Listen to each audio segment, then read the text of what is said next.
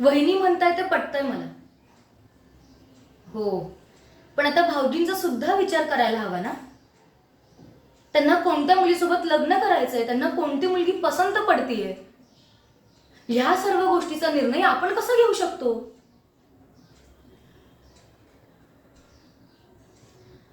पण वहिनींचंही बरोबर वाटतंय मला.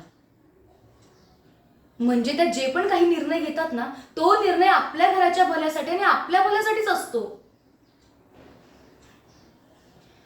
म्हणून वहिनींचं पटतंय मला. ते काही नाही, वहिनी जे म्हणतायत तेच बरोबर आहे. हो, आता उद्या हे सर्व जेव्हा आईंना खरं खरं कळेल, तेव्हा ते आपल्या सगळ्यांना घराबाहेर काढतील हे मात्र नक्की. नाही नाही म्हणजे तसं नव्हतं मला म्हणायचं.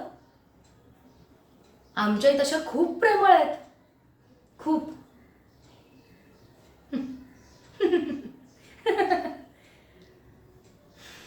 पण मला काय वाटतं माहितीये का, ह्या वेळेला वहिनी जास्त बरोबर आहेत. आणि मी जर वहिनींच्या बाजूने उभी राहिले तर पुढे काहीही गोंधळ होऊ दे, वहिनी साहेब तो गोंधळ बरोबर सांभाळून घेतील.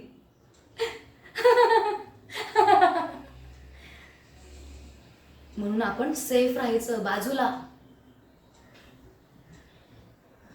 आणि राहिला प्रश्न त्या आईंचा, तर आईंचं मन कसं वळवायचं हे वहिनी साहेबांना चांगलंच जमतं आजकाल.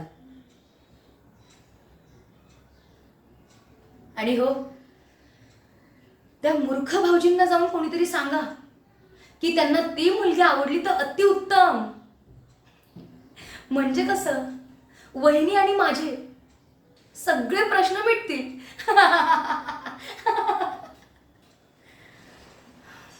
वहिनी वहिनी वहिनी. वहिनी साहेब, तुम्ही जा पुढे, मी येते तुमच्या मागे.